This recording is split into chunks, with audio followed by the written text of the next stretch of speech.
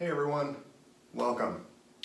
Today is a special video of revisiting all the guitars that I've had in my life that I used for significant purposes, and I'm going to go down and just touch on each one, talk a little bit about each one, and then at the very end I'm going to do a special reveal for my 50th birthday. I turned 50 this year, and I have a special announcement and a special reveal at the end of this video, so please stick around to watch. But let's get started.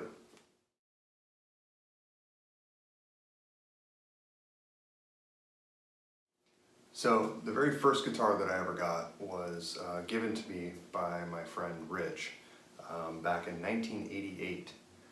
He had been taking some guitar lessons and thought it'd be cool for me to learn so we could jam, play some music together, maybe get into a band or start a band at some point. And so he gave me this guitar in 1988, a used Werner guitar, and it's similar to this one here, different paint job and different bridge and things like that, but it's essentially the same body type.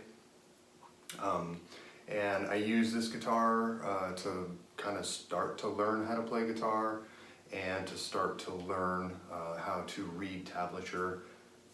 I'd go and get the latest Guitar Player magazine or whatever it was and had sheet music tablature in it of songs from bands that I liked, and I would learn how to read it and then learn how to play those songs, and it was a lot of fun. It was that was the beginning of my musical journey, was the Werner guitar.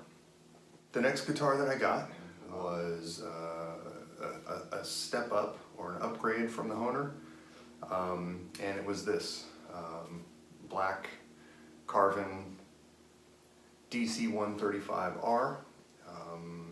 It has the reverse headstock, locking nut, has a single humbucker pickup, whammy bar. It was the coolest thing ever. So this was my primary guitar that I used early on at this time, because this was 1990. This is kind of when I started to explore being in a band and playing with other musicians. So this one was a huge upgrade for me. This Carvin was my go-to for the beginning of my musical adventure. And then shortly after that, in 1991, I figured I needed an acoustic guitar as well. A lot of the rock stars that I idolized played electric and acoustic, so I figured I needed an acoustic guitar. So I actually went out and bought my first guitar, which was this Ovation Celebrity thin body acoustic guitar, and it has the cutaway. My friend Rich had an Ovation as well. His was the wider body with no cutaway, but I felt I needed an acoustic, and this one was affordable to me, so I got the Celebrity version of the Ovation. The thinner body felt better to me, and so I was set. Had my electric guitar, had my acoustic guitar, and it was at that time in 1991, Rich and I were starting our band Imagine, and I was all set and ready to go. Had my electric guitar to play all the heavy metal stuff, and my acoustic guitar to play the acoustic parts, and that was the beginning of my my band era with Imagine. So during that time, I was in college studying music, and I needed a classical guitar to get me through some of my music courses. So I went and got a Yamaha CG 170 classical style nylon string guitar, And this guitar basically got me through school, playing what classical guitar music I needed during that time. It did serve its purpose beyond school as well. I have performed with it before, it's a beautiful guitar. I had a lot of fun with it. Just didn't use it very much, it was a great, especially beginner nylon string guitar for sure. So while I was in college, I was in a sculpture class, and we had a wood carving project. And so I thought, how cool would that be to maybe carve up a guitar and display it as an art project. So I went and got myself a electric guitar body and started to carve it up and have fun with it, for an art project. As I was kind of finishing up the project, I felt, okay, well, let's put the neck on it. And so I went and bought a neck, carved that up as well, and started assembling my art project. So once I started to put the neck together, the bridge, the tuning machines, the pickup, and all that stuff, kind of figured, well, wait a second, putting this whole thing together, maybe it'll work. So I decided to try it, and it worked, and it looked cool, it sounded great, and so I used that for the band as my primary guitar, and the carbon then became my backup. So, so I had, my two guitars for the rock stuff. I had my acoustic guitar for the acoustic parts or the writing process guitar, and I had a classical. So I was like, wow, I've got everything that I could possibly need. Finally, the end of the 90s, at the turn of the millennium, I started to kind of realize that I wasn't going to be in a rock band anymore. So I decided I was going to go solo, and being a rhythm guitarist, how is a rhythm guitarist ever going to go solo? So I started my solo journey as the Michael Hedges tribute. So to be the Michael Hedges tribute, I felt I needed a Michael Hedges guitar. So I went and bought, in 1999, a Martin D28, and which is the guitar that Michael used as his primary. And I bought the Sunrise Soundhole pickup that he had. My friend Steve Klein gave me a Frap pickup, which Michael used in his, so I was completely set up for the Michael Hedges tribute performances that I was about to be doing, and then just started my solo career as the Michael Hedges tribute. But shortly after that, in 2001, I figured if I'm going to actually be a Michael Hedges tribute, I'm going to need a harp guitar, because Michael played a harp guitar as well.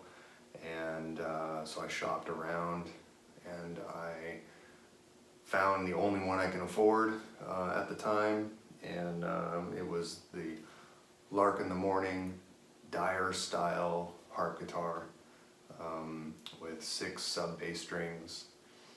And so I bought that. Didn't even know I was going to even be able to learn any of the tunes Michael wrote on this instrument, but luckily I did, and started to use the Martin and the harp guitar as my setup for performances as the Michael Hedges tribute. And then after that, I moved away from the Michael Hedges tribute and started to write my own tunes and go out as a solo artist on my own name. Got to know Steve Klein over the years, and Kiso Klein built me the DK1, built me a custom DK1, and that was my primary guitar after that. The Kiso is such an amazingly built, stunning instrument. The craftsmanship is just amazing. I love the wood that we chose. The two features of this guitar are the bridge pins. I love the little bridge posts. You know, you don't have the little plastic plugs you put in the body. These are just posts that the strings sit on, and they're just amazing. And then the second feature is this trapdoor. The trapdoor is amazing. What a ingenious design. So easy for easy access inside for pickup installation or anything. And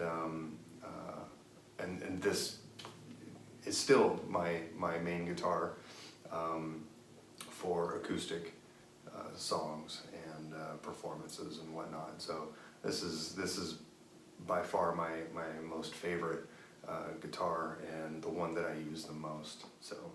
So I had moved from the rock band era, packed up my electrics and kind of stored them away, and moved on into this acoustic fingerstyle realm. Had my Martin D28, had my Kiso Klein, and I had my Dyer style harp guitar, and I was good to go. I was set, and met up with Chris Yetton in 2001. We did our first performance in 2003, and we've just been touring ever since. He and I with the Woodsong Acoustics group, and one time on tour, I believe it was 2010, we were on tour in Hawaii, and I was doing a performance with him, and after the show, a lovely couple came up to me and was telling me a story about this guitar that they had acquired, and they couldn't use it and felt it was a shame for it to just sit around in the case in their home, and they were looking for a home for it. So after watching me perform with how I perform with, you know, two hands and all that stuff, they felt that I would be a good candidate to give this guitar a nice home, and so they gave me this guitar. This is a Chapman stick, 10-string grand stick. I still haven't been able to wrap my brain around how to play it. I can thump out some notes and you know, make a couple notes sound good, but it's a really, really different way of playing, physically and you know, mentally. You gotta split your brain in half, and the way that the strings fan out from the center and go out is completely unique and different. So it's been quite the challenge to even attempt to learn how to play the Chapman stick, but it's a fun instrument, and I have used it in the past for recordings and whatnot, but I hope that I can utilize it more in the future, but you know, we'll see how that goes. And then 2014 to 2016, you know, I got a couple of Martin LX1s. They're mini Martins, just to keep around the house, and I bought a few, you know, ukuleles just to have around the house. kids can pick up the guitar or the ukulele and just play, take it to the beach, you know, just kind of like, just things to have around the house, just for fun. So, you know, bought a couple of mini Martins, and I bought a few ukuleles, and we've been all having fun with that. My wife and kids learned how to play the ukulele, and my son is now, you know, kind of playing with the guitar more. My daughter's into the guitar and the bass and whatnot, so it was good to have just around the house. And so I still have those, and everybody tends to have fun with those. But this year, 2022, it's June. My birthday is literally days away, and I turn 50. I'm so grateful. I've had such amazing musical experiences since 1988. You know, like I said, every guitar served its purpose, did what it was supposed to do, got me to where I needed to be musically, and still, you know, will be used in the future once I fully recover from my recent experience. But plans are that I'll be using as many as I can for whatever purposes I can or need, whether it be performing, touring, recording, whatever. I'm so grateful for all of these gifts that have come into my life. But the last, there's actually two that I've been blessed with in the past 2 weeks. The first one is a guitar that one of my closest musical brothers, especially of recent years, one of my best friends and musical collaborators, gifted to me for my 50th birthday. My friend Adam gave me this amazingly awesome Ibanez 7-string guitar. Since the 90s, when I was in my rock band, I had always wanted an Ibanez 7-string, but could never afford it at that time. And then when I transitioned from rock band to acoustic solo, there was no need for me to get one. But I've come kind of full circle because I now am kind of revisiting that rock music again, going through what I've been going through the last 3.5 years. I'm developing some anger and aggression, understandably, and physically I can't exercise it out of me. So I noticed that I've been, you know, listening to that music more frequently, and it churns that aggression that I felt as a kid when I was heavy into that music, and it's kind of a release for me. So I'm kind of revisiting that music again, mainly for therapeutic purposes. But this guitar could not have come at a better time in my life. I'm thoroughly going to enjoy revisiting and relearning some of that aggressive heavy metal music again. It's going to be so much fun, and I can't thank Adam enough for such an amazing gift at a time in my life that is, you know, kind of significant. So thank you, Adam. You're awesome, and I hope you enjoy your brand new Ibanez 7-string, and we'll make some 7-string guitar music maybe in the future. So that'll be on the books.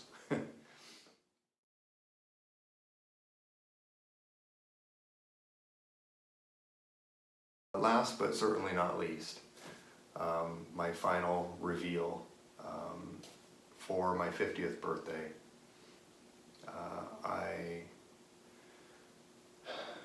I was honored and blessed to have worked with BMS Guitars, and Benoit and I met at the Harp Guitar Gathering in 2017, and we had been working on this project since then, and I'm so honored and grateful that BMS Guitars wanted to continue this project in spite of my car accident, not knowing what the result would be as far as my healing and recovery and whatnot. But they came through, and I received this in the mail just a couple of weeks ago. And it's an amazingly gorgeous harp guitar, 13 strings. It's got 7 sub bass strings, 6 guitar strings. Every sub bass string has a detuner on it, a hip shot detuner, so I get 2 notes out of every string now. It switches half a step, so whatever I'm tuned to, I can tune it down or up a half a step by using the key extenders. The craftsmanship is amazing. It feels so wonderful. It sounds incredible, and I really, really, really cannot wait to be able to really sit down with this instrument and start to get to know it.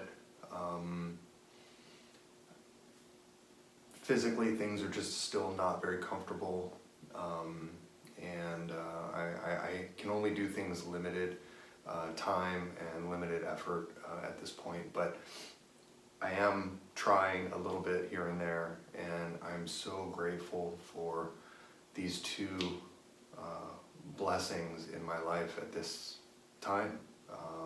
You know, I turned 50 years old in literally just a couple of days. I'm, you know, recovering from, you know, horrific near-death car accident. It just, and my 2 worlds are colliding, musical worlds are colliding right now with the rock music and the acoustic solo instrumental, that I feel so overwhelmed with excitement about music again, and this has been just a huge, huge blessing, and I'm so grateful to Benoit and BMS Guitars and Adam Howe and all my friends that, you know, contributed to my musical journey, and I'm just so grateful, and I hope you guys enjoyed this video. Stay tuned. We'll have some music at some point. I can't say when. I still have a, you know, pretty major surgery scheduled in a couple months, and once I get through that, hopefully, you know, my recovery will be way better than it is now, and I'll be able to really get back into music again. But I will keep trying little things here and there, so, you know, stay tuned. I may have some short little video clips to post here and there, you know, with some music on all of these instruments, you know, the ones that are still strung up and can still play. So stay tuned for that, and I appreciate you guys sticking around. Hope you enjoyed this video, and hope you enjoyed these last 2 guitars. I'm so grateful, and hope you guys have an awesome day. Thank you so much for sticking around and for all the continued support and encouragement over the years, and I will see you guys soon. Thank you so much.